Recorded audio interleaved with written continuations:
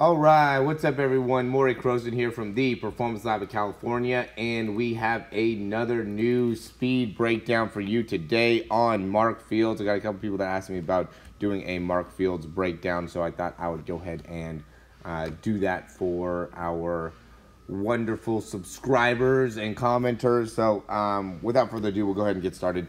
The big thing with Mark Fields, I would say, is that a really good start. Notice how much his hips go. I mean, look at how much the hips drop as he's starting, and he also does a really good job of dropping that knee down and then using that to drive off that front leg, and is able to get a good amount of overall distance on that front leg.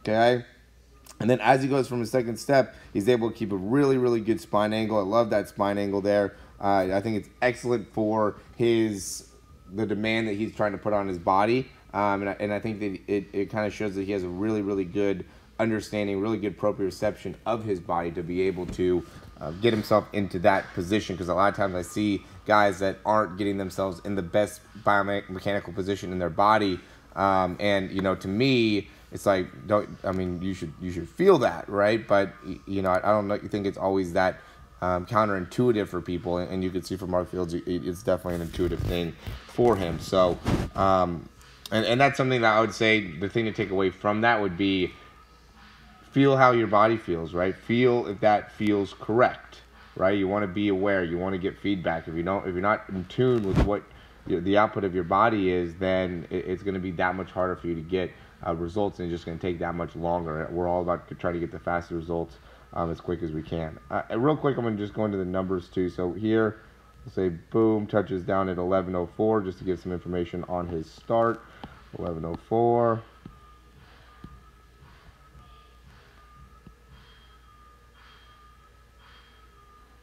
And he's off by 11:25. He probably got off at about 11:23. And that's what I see. A lot of times their start needs to be under 0.2 seconds. That first step needs to get off the ground in under 0.2 seconds. Boom. Now that other step comes down.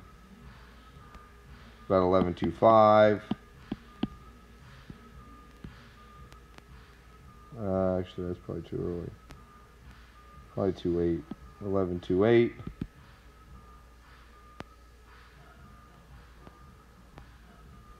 It's probably off at about 11:42, maybe 4:3, which is, yeah, you usually want to have about a 0.03 difference between that original step to the next step, which his was 1.5, or sorry, 0.15.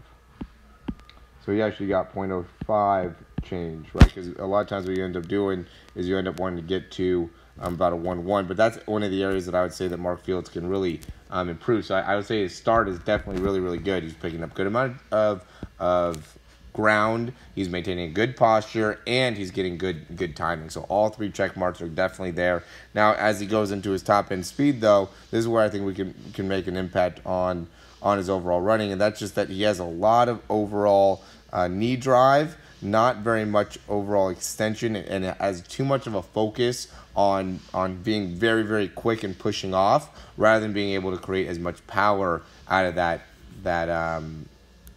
back leg, that extending leg. So let's go ahead and break it down. So let's see here. Boom. Let's say he's touching 14.25. Okay, and then he's pushing back off maybe 14. I'd say probably about 3.3, because 3.5 he's definitely off the ground by then, right? So you got a 0.08 foot contact time, and then he pushes it because he pushed off at 14.33 and 14.65. He's on the ground at 14.68. So let's say he's at 14.66. So he's got a 0.33 transition time. So that, both of these he's in a very good position here. If he can maintain this transition time, though, which would be a little bit harder with him getting more extension, but and get a little bit more foot contact time, that would make it so then he could probably pick up more yards per step, right? Because right now he's, let's say like left leg cycles through here. He's at the 34-yard line with his left leg, and touches back down at about the 39. So he's picking up about 5 yards. So it's not, it's not bad. Obviously, he's one of the faster, ran 4.37. So he's one of the faster guys. He's doing, some really good stuff. But you could just tell that's going to be something that you can work on. And the other part of it that I think will be important is it'll help him in being able to counter himself. It'll almost be more of like an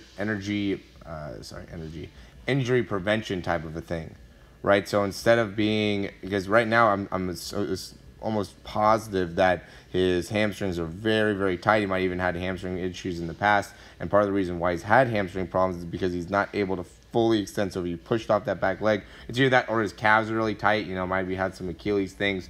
But yeah, I would definitely say that there's something happening within that posterior chain because of how overall tight it is. And that tightness is just coming because of a lack of being able to have a little bit longer contact time. And because you have a little bit longer contact time now, you'll be able to extend off and get a little bit more power out of your overall sprint. So, that would be definitely something that I'd say you could work towards, right? Is just being able to, getting a stronger contact time is not always the best, or a really short contact time is not always the best. It sometimes helps you by being able to extend that contact time, just because it'll overall even you out. Because right here, Mark is really, really good at getting that knee drive and that hip flexion, almost one of the better guys. Look at how well he gets into that knee extension and pulls. I mean, that's one of the better guys that we've seen being able to do that.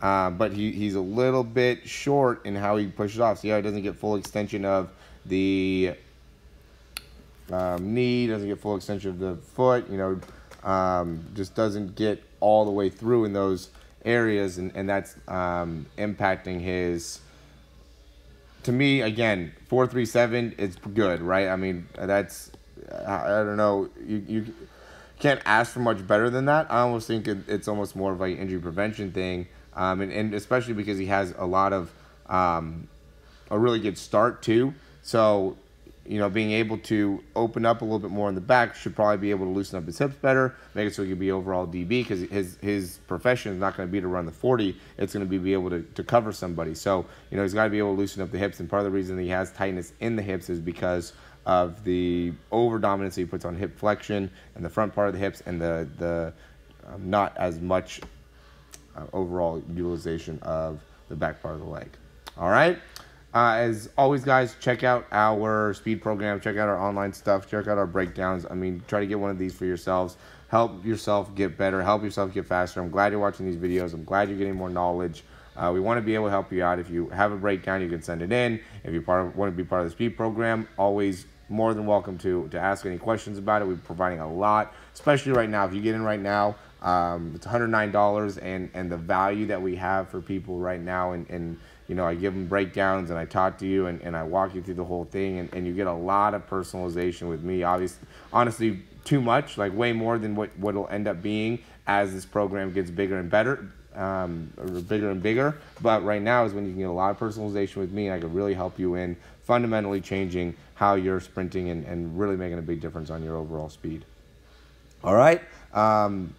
Yeah, guys, as always, thanks for watching. We'll talk soon. Thanks so much for watching this video. I hope you really enjoyed it, and if you did, you can subscribe down below, and that way you can get updates on any of the new videos that we get. Also, if you want to, you can check out some of our other breakdowns for speed and throwing. We have exercises, also jumping mechanics videos, a lot of great stuff within our channel. Hope you enjoy.